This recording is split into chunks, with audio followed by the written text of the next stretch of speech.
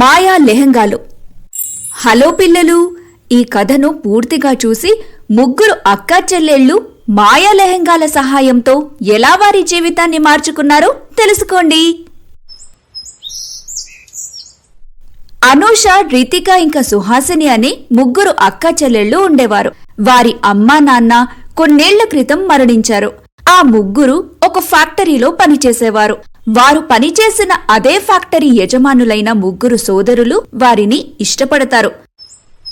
అలా ఒకరోజు, సుహాసిని, మనం త్వరగా పెళ్లి చేసుకుని నువ్వు మా ఇంటికి కోడలిగా వస్తే చూడాలని ఉంది. అవును అనూష, నేను కూడా మన పెళ్లి త్వరగా అవ్వాలనుకుంటున్నా. కానీ మీ ముగ్గురికి తెలుసు కదా, మేము అనాథలము, పేదవాళ్లం కూడా అని. మీ అమ్మ ఇంకా చెల్లి మమ్మల్ని ఒప్పుకుంటారా? ఆ ముగ్గురు ఇంటికి వెళ్లి పెళ్లి గురించి వారి తల్లిని అడుగుతారు. మీకు పిచ్చిగాని పట్టిందా?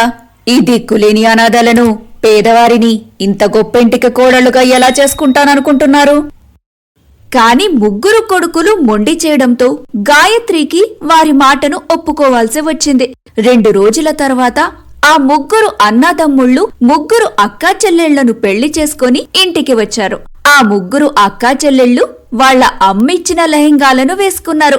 వారి తల్లి కొన్నేళ్ల క్రితమే వారి కోసం లెహంగాలను సిద్ధం చేసి పెట్టింది. ఇక కోడళ్ల గృహప్రవేశం సమయంలో పొరుగింటి ఆంటీ గాయత్రితో ఇలా అంది. గాయత్రి, వీళ్ళు అనాథలు, పేదవారైనా ఒక్క జత బట్టలతో అత్తారింటికి వచ్చిన నీ కోడళ్ళు ముగ్గురు చాలా అందంగా ఉన్నారు.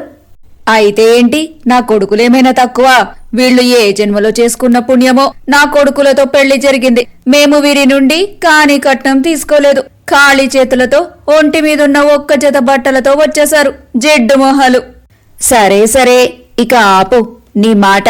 అన్ని చివాట్లు ఈరోజే అనేస్తావా ఏంటి? ఇక ముందు ముందుంటుంది ముసళ్ల పండుగ.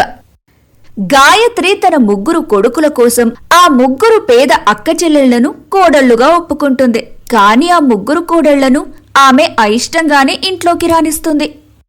ఇప్పుడు మీరు ముగ్గురు త్వరగా వెళ్లి మీ బట్టలు మార్చుకొని ఒక్కొక్కరు ఒక్కో పని చేయండి. ఏంటిది గాయత్రి, నువ్వు రాగానే ముగ్గురిని పనిలో పెట్టుకో. ఈ ఒక్కరోజుకి రెస్ట్ తీసుకొనివ్వు. అమ్మా, ఆంటీ చెప్పింది కరెక్టే. ఈ ఒక్క రోజుకి వదిలేయి. అరే వావన్నయ్య, వదిన ఇంటికి వచ్చింది ఇప్పుడే. అప్పుడే నువ్వు వదిన వైపు మాట్లాడుతున్నావు. షీలా, ఏం పెద్ద చిన్న తేడా లేదా? పెద్దన్నయ్యతో అలాగేనా మాట్లాడేది? నువ్వు నోర్ముయ్. తను చెప్పేది నిజమే కదా. నువ్వు రాగానే పెళ్ళాం కొంగు పట్టుకొని తిరుగుతున్నావు. ఎందుకు వీళ్ళని మహారాణిలా చూసుకోవాలి? ఎందుకు పని చేయించకూడదు? వీళ్ళ అమ్మా నాన్న పైనుంచి నాకేమైనా వజ్రవైడూర్యాలు, నిధులు ఉన్న బ్యాగ్ పంపించారా ఏంటి? వీళ్ల మీద జాలి చూపించాల్సిన అవసరం లేదు నాకు. నిలబడేం చూస్తున్నారు? ఇక వెళ్ళండి, వెళ్ళి మీ పనులు చూసుకోండి. ముగ్గురు కోడళ్లు పెళ్లి లెహంగా మార్చుకుని ఆ లెహంగాలను అల్మారీలో పెట్టేస్తారు. కొంత సమయం తరువాత అనూష అందరికీ టీ చేసి ఇస్తుంది. పెద్ద కోడలా, టీ చాలా బాగుంది. ఏం బాగుంది? బురద నీళ్లు తాగినట్టుంది. పాలు బాగా మరగలేదు. దీనికన్నా నా కూతురు శీల బాగా చేస్తుంది. ఇక మరుసటి రోజు ఉదయాన్నే గాయత్రి తన పని మనిషితో ఇలా అంటుంది.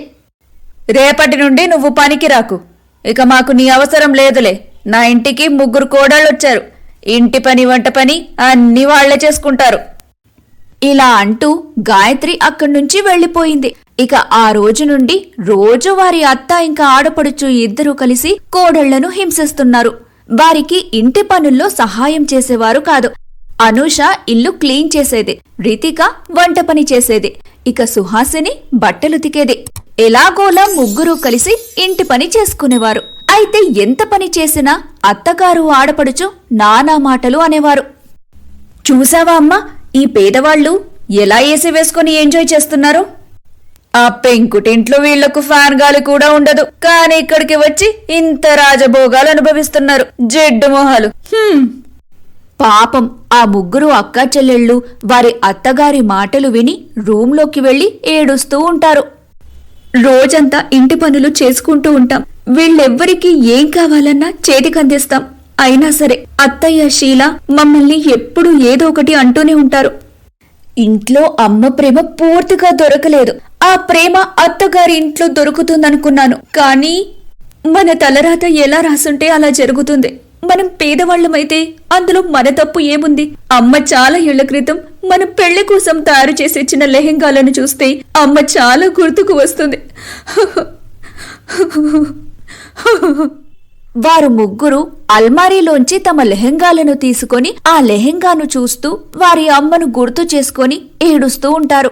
అలా ఏడుస్తూ ఉండగా వారి కన్నీళ్లు ఆ లెహెంగాలపై పడతాయి. కన్నీళ్లు పడగాని 3 లెహెంగాలు బంగారుగా మారిపోతాయి. అది చూసిన వాళ్ల ముగ్గురు ఆశ్చర్యపోతారు. ఇది ఎలా సాధ్యం? బంగారంలా ఎలా మారాయి? అవును, నాకు కూడా ఏం అర్థం కావట్లేదు సుహాసిని. అక్క, నాకైతే భయంగా ఉంది. ఇక్కడేమైనా దయ్యాలు భూతాలు ఉన్నాయేమో. అప్పుడే ఆ లెహెంగాల నుండి ఒక గొంతు వినిపిస్తుంది. మేము మాయా లెహెంగాలము, మీరు కోరినవన్నీ మేమిస్తాము. కానీ ఇదంతా ఎలా జరిగింది? మీరు మాయా లెహెంగాలుగా ఎలా మారారు? ఒకరోజు మీ అమ్మ ఆకలిగా ఉన్న ఋషికి తను తినవలసిన అన్నమిచ్చింది. ఇక తను రోజంతా ఏమీ తినకుండా ఉంది. ఇది చూసి మరుసటి రోజు ఆ ఋషి మీ అమ్మకు ఒక మాయాదారం ఇచ్చి ఇలా అన్నారు. తల్లి, ఈ దారంతో నీ ముగ్గురు కూతుళ్లకు పెళ్లి లెహంగా తయారు చెయ్యి. వారు ఏ రోజైతే దుఃఖంతో ఏడుస్తారో ఆ కన్నీళ్లు దానిపై పడి ఆ రోజు వారి బాధలన్నీ దూరమైపోతాయి.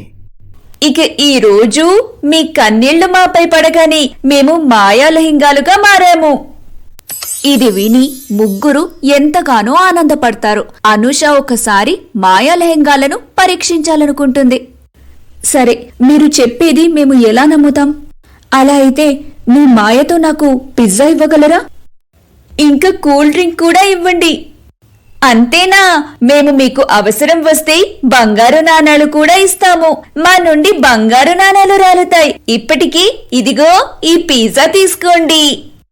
ఒక్క క్షణంలో వారి ముందుకు పిజ్జా, కూల్ డ్రింక్ వచ్చేస్తాయి. ముగ్గురు అక్కా చెల్లెళ్ళు ఎంతో సంతోషిస్తారు. ఒకరోజు వారి అత్త ఆడపడుచు షాపింగ్కి వెళుతూ ఉంటారు. మేమిద్దరం షాపింగ్కి వెళ్తున్నాం. వచ్చే వరకు లేట్ అవుతుంది. ఆలోపు అన్ని పనులు పూర్తి చేసేయండి. అర్థమైందా? ఇంకా బజారు నుండి కూరగాయలు కూడా తీసుకురా. అలాగే అత్తయ్య. ఓనా మాయా లెహెంగా, వెళ్ళి త్వరగా ఇల్లు శుభ్రం చేయి. నా మాయా లెహెంగా, నువ్వు బట్టలు తికి పాత్రల్ని త్వరగా కడుగు. నా మాయా లెహెంగా, నువ్వు త్వరగా రుచికరమైన భోజనాన్ని సిద్ధం చెయ్యి. ఇంకా అన్ని రకాల కూరగాయలు కూడా తెప్పించు. వారు ముగ్గురు ఆజ్ఞాపించగానే క్షణాల్లో 3 మాయా లెహెంగాలు ఇంటి పని మొత్తం చేసేస్తాయి. 3 గంటల తర్వాత వారి అత్త ఆడపడుచు ఇంటికి తిరిగి వస్తారు. ఒకరోజు ముగ్గురు దొంగలు రాత్రి దొంగతనం చేయాలని వారింట్లోకి దూరుతారు. లోపలికి వెళ్లగానే బీరువాలో ఉన్న డబ్బులు, బంగారం అన్నీ దొంగలించుకొని పారిపోతారు. మరుసటి రోజు ఉదయం గాయత్రి దొంగతనం జరిగిందని తెలుసుకొని అరవటం మొదలు పెడుతుంది. అయ్యో భగవంతుడా, మన ఇంట్లో దొంగలు పడ్డారు. ఎవరు దొంగతనం చేశారు? ఇప్పుడు మా పరిస్థితి ఏంటి? అయ్యో! గాయత్రి కేకలు విని అందరూ వచ్చేస్తారు. ఏమైందమ్మా? ఎందుకు పొద్దున్న ఇలా అరుస్తున్నావు? ఛ, నా నిద్ర చెడగొట్టావు. అరే సోమరిదాన, నిద్రలోంచి లెగు. మన ఇంట్లో దొంగలు పడ్డారు. అన్ని డబ్బులు, నీ పెళ్లి కోసం చేయించిన నగలన్నీ తీసుకుని వెళ్లిపోయారు. ఇప్పుడెలా? అంతా ఈ ముచ్చుమొహాల వల్లే. వీరి దురదృష్టాన్ని మన ఇంటికి తీసుకొచ్చారు. అయ్యయ్యో! అమ్మా, శాంతించు. ఏడుస్తూ కూర్చుంటే ఏమీ రాదు. గాయత్రి కుటుంబం ఒక్కసారిగా పేద అయిపోతారు. ఆ ముగ్గురు అక్కా చెల్లెళ్ళు తమ భర్తలను, అత్తగారిని అలా బాధగా ఉండటం చూసి వారికి ఒక ఆలోచన వస్తుంది. అత్తయ్య, ఇది తీసుకోండి. ఇవి మాయా లెహెంగాలు. ఇందులోంచి బంగారు నాణేలు రాలుతాయి. ఇక అనూష ఒక్కొక్కటిగా మాయా లెహెంగాల గురించి అన్ని విషయాలు చెబుతుంది. దాంతో గాయత్రి తన కోడళ్ల విషయంలో తను ఎంత తప్పుగా ఆలోచించిందో తెలుసుకుంటుంది. లేదు అనూష, మీరు ఈ మాయా లెహెంగాలను మీ దగ్గరే పెట్టుకోండి. ధనవంతులు పేదవారి కంటే మానవత్వం ముఖ్యమని నేను మర్చిపోయాను. మీ ముగ్గురు నన్ను క్షమించండమ్మా. ఆ తర్వాత అనుష, రితిక ఇంకా సుహాసిని తమ తమ మాయా లెహెంగాలను బంగారు నాణాలు కావాలని అడుగుతారు. వారు అడగ్గానే మాయా లెహెంగాల నుండి బంగారు నాణాలు రాలుతాయి. మాయా లెహెంగాల సహాయంతో వారి జీవితంలో ఆనందం నిండిపోతుంది. ఇప్పుడు ఎవ్వరు కూడా వారిని పేదవారని చిన్నచూపు చూడరు.